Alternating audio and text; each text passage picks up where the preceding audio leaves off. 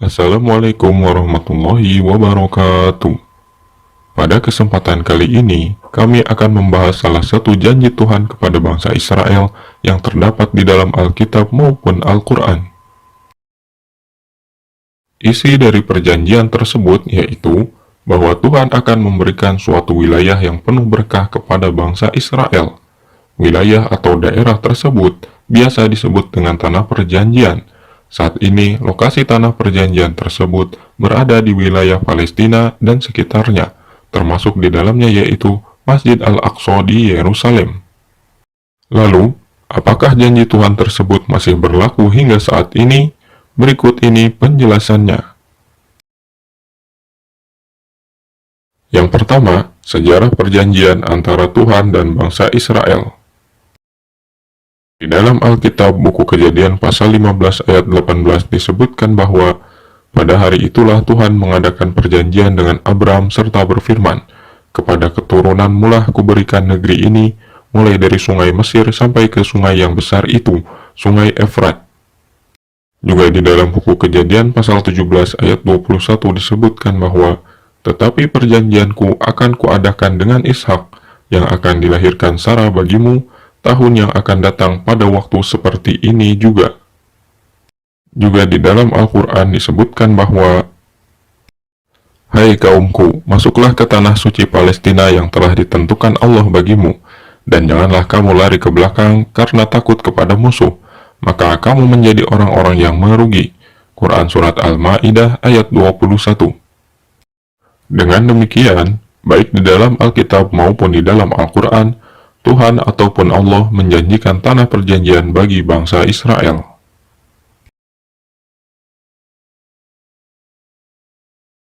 Yang kedua, syarat perjanjian yang harus dipenuhi. Baik di dalam Al-Quran maupun Alkitab, Tuhan memberikan beberapa persyaratan agar janji tersebut dapat dipenuhi. Di antara persyaratan tersebut yaitu, di dalam Alkitab buku Kejadian pasal 18 ayat 19 disebutkan bahwa, "Sebab aku telah memilih dia, supaya diperintahkannya kepada anak-anaknya dan kepada keturunannya, supaya tetap hidup menurut jalan yang ditunjukkan Tuhan, dengan melakukan kebenaran dan keadilan, dan supaya Tuhan memenuhi kepada Abraham apa yang dijanjikannya kepadanya." Juga di dalam buku Ulangan pasal 7 ayat 12 disebutkan bahwa, "Dan akan terjadi, karena kamu mendengarkan peraturan-peraturan itu serta melakukannya dengan setia, maka terhadap engkau Tuhan Allahmu akan memegang perjanjian dan kasih setianya yang diikrarkannya dengan sumpah kepada nenek moyangmu." Juga di dalam buku Ulangan pasal 6 ayat 18 disebutkan bahwa, "Haruslah engkau melakukan apa yang benar dan baik di mata Tuhan, supaya baik keadaanmu dan engkau memasuki dan menduduki negeri yang baik, yang dijanjikan Tuhan dengan sumpah kepada nenek moyangmu." Sedangkan di dalam Al-Quran disebutkan bahwa, "Hai Bani Israel, ingatlah akan nikmatku yang telah aku anugerahkan kepadamu, dan penuhilah janjimu kepadaku, niscaya aku penuhi janjiku kepadamu, dan hanya kepadakulah kamu harus takut atau tunduk." Quran Surat Al-Baqarah ayat 40. Juga di dalam Quran Surat Al-Baqarah ayat 124 disebutkan bahwa, "Dan ingatlah ketika Ibrahim diuji Tuhannya dengan beberapa kalimat perintah dan larangan, lalu Ibrahim menunaikannya. Allah berfirman, 'Sesungguhnya aku akan menjadikanmu imam bagi seluruh manusia.' Ibrahim berkata, 'Dan saya mohon juga dari keturunanku.' Allah berfirman, 'Janjiku ini tidak mengenai orang yang zalim.'" Baik Alkitab maupun Al-Quran sama-sama menyatakan bahwa Tuhan atau Allah akan menepati janjinya jika bangsa Israel pun menepati janji mereka kepada Tuhan untuk berbuat kebenaran, keadilan, tidak berbuat zalim, serta menjalankan setiap perintahnya dan menjauhi larangannya yang terangkum di dalam hukum Taurat. Yang ketiga, akibat jika tidak memenuhi perjanjian. Pada poin sebelumnya, telah disebutkan bahwa Tuhan akan memenuhi perjanjiannya kepada bangsa Israel jika bangsa Israel itu sendiri memenuhi perjanjian mereka kepada Tuhan. Lalu apa jadinya jika bangsa Israel tidak memenuhi perjanjian mereka kepada Tuhan? Berikut ini ayat-ayatnya. Di dalam buku Imamat pasal 26 ayat 15 sampai 17 disebutkan bahwa, Jikalau kamu menolak ketetapanku dan hatimu muak mendengar peraturanku, sehingga kamu tidak melakukan segala perintahku dan kamu mengingkari perjanjianku, maka aku pun akan berbuat begini kepadamu, yakni aku akan mendatangkan kekejutan atasmu, batu kering serta demam, yang membuat mata rusak dan jiwa merana. Kamu akan sia-sia menabur benihmu, karena hasilnya akan habis dimakan musuhmu. Aku sendiri akan menentang kamu, sehingga kamu akan dikalahkan oleh musuhmu, dan mereka yang membenci kamu akan menguasai kamu, dan kamu akan lari. Sungguh pun tidak ada orang mengejar kamu. Demikianlah bentuk-bentuk hukuman Tuhan kepada bangsa Israel, jika bangsa Israel tidak memenuhi perjanjian mereka. Yang keempat, Tuhan meramalkan masa depan bangsa Israel. Tuhan yang memiliki sifat maha mengetahui, termasuk untuk mengetahui hal-hal yang akan datang, telah mengetahui bahwa bangsa Israel akan melanggar perjanjian mereka. Berikut ini ayat-ayatnya. Di dalam Alkitab buku Ulangan pasal 31 ayat 16-17 disebutkan bahwa Tuhan berkata kepada Musa, "Sesungguhnya kamu akan terbaring bersama dengan nenek moyangmu, umat ini akan bangkit dan berzina dengan allah-allah lain yang ada di negeri itu. Mereka akan meninggalkanku dan mengingkari perjanjian yang telah aku buat dengan mereka. Pada saat itu, murkaku akan menyala-nyala kepada mereka. Aku akan membiarkan mereka dan menyembunyikan wajahku dari mereka, sehingga mereka akan dimakan habis dan akan mendapatkan malapetaka dan mengalami banyak kesusahan. Kemudian mereka akan berkata, apakah hal-hal yang buruk terjadi pada kita karena Allah kita tidak bersama kita?" Juga di dalam buku Ulangan pasal 31 ayat 20 disebutkan bahwa "Sebab aku akan membawa mereka ke tanah yang kujanjikan dengan sumpah kepada nenek moyang mereka, yakni tanah yang berlimpah-limpah susu dan madunya. Mereka akan makan dan kenyang dan menjadi gemuk, tetapi mereka akan berpaling kepada Allah lain dan beribadah kepadanya. Aku ini akan dinista mereka dan perjanjianku akan diingkari mereka." Sedangkan di dalam Al-Quran, Allah berfirman bahwa "Dan telah kami tetapkan terhadap Bani Israel dalam kitab itu, sesungguhnya kamu akan membuat kerusakan di muka bumi ini 2 kali, dan pasti kamu akan menyombongkan diri dengan kesombongan yang besar. Maka apabila datang saat hukuman bagi kejahatan pertama dari kedua kejahatan itu, kami datangkan kepadamu hamba-hamba kami yang mempunyai kekuatan yang besar, lalu mereka merajalela di kampung-kampung, dan itulah ketetapan yang pasti terlaksana." Quran Surat Al-Isra ayat 4-5.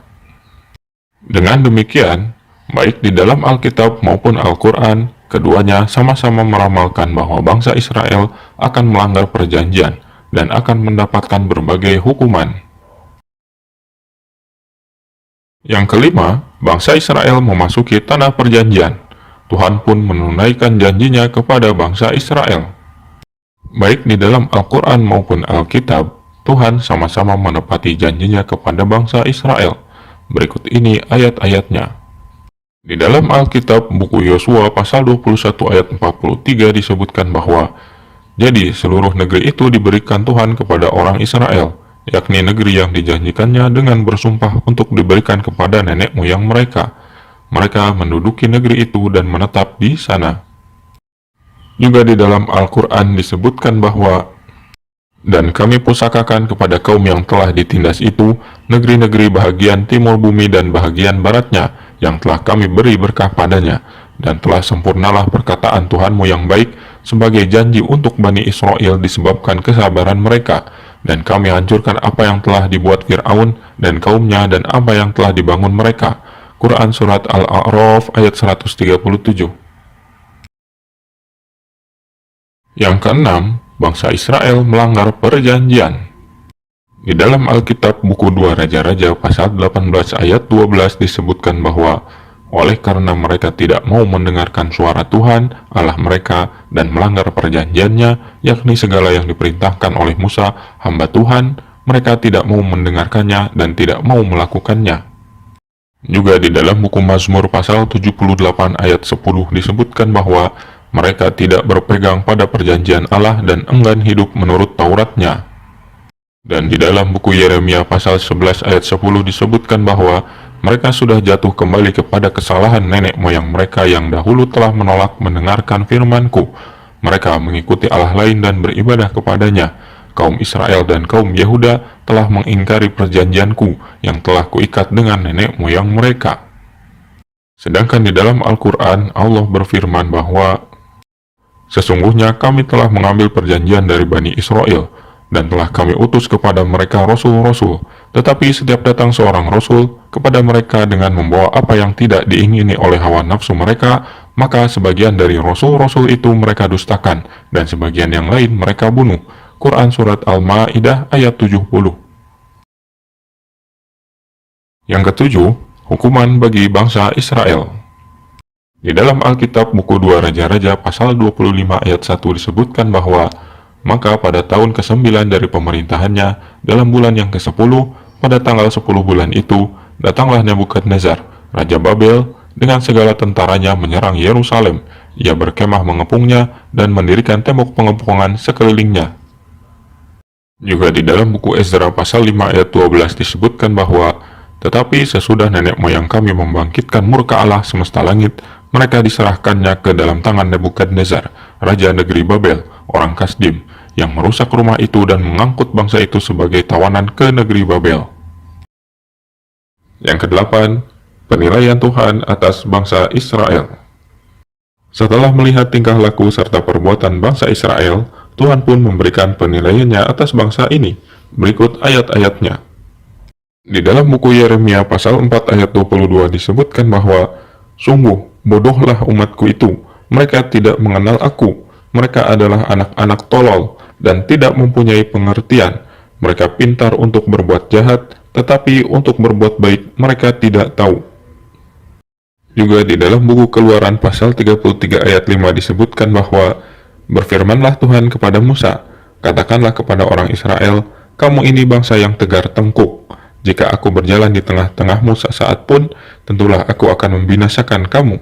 Oleh sebab itu, tanggalkanlah perhiasanmu, maka aku akan melihat apa yang akan kulakukan kepadamu. Demikianlah penilaian Tuhan kepada bangsa Israel di dalam Alkitab. Bangsa Israel digambarkan sebagai bangsa yang keras kepala, banyak berbuat kejahatan, menyembah berhala, dan melanggar perjanjian dengan Tuhan. Yang kesembilan, perjanjian baru yang tidak akan tergenapi. Setelah bangsa Israel melanggar perjanjian mereka dengan Tuhan, Alkitab menyatakan bahwa bangsa Israel mendapatkan kesempatan kedua berupa perjanjian yang baru. Berikut ini ayat-ayatnya. Di dalam Alkitab buku Yeremia pasal 31 ayat 31 sampai 32 disebutkan bahwa sesungguhnya akan datang waktunya, demikianlah firman Tuhan, aku akan mengadakan perjanjian baru dengan kaum Israel dan kaum Yehuda, bukan seperti perjanjian yang telah kuadakan dengan nenek moyang mereka, pada waktu aku memegang tangan mereka untuk membawa mereka keluar dari tanah Mesir. Perjanjianku itu telah mereka ingkari, meskipun aku menjadi Tuhan yang berkuasa atas mereka. Demikianlah firman Tuhan. Juga di dalam buku Yeremia pasal 32 ayat 36 sampai 37 disebutkan bahwa oleh sebab itu, beginilah firman Tuhan, Allah Israel, mengenai kota ini yang engkau katakan telah diserahkan ke dalam tangan Raja Babel karena pedang, kelaparan, dan penyakit sampar. Sesungguhnya aku mengumpulkan mereka dari segala negeri, kemana aku mencerai beraikan mereka karena murkaku, kehangatan amarahku, dan gusarku yang besar. Dan aku akan mengembalikan mereka ke tempat ini dan akan membuat mereka diam dengan tentram. Akan tetapi, perjanjian yang baru dalam ayat-ayat di atas nyatanya tidak akan pernah terwujud.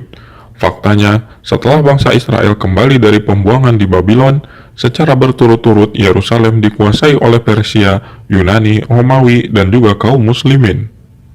Sedangkan bangsa Israel sendiri hanya menjadi budak dan terusir dari tanah yang semula dijanjikan Tuhan kepada mereka. Maka dari itu, perjanjian yang baru pun telah terbukti kepalsuannya.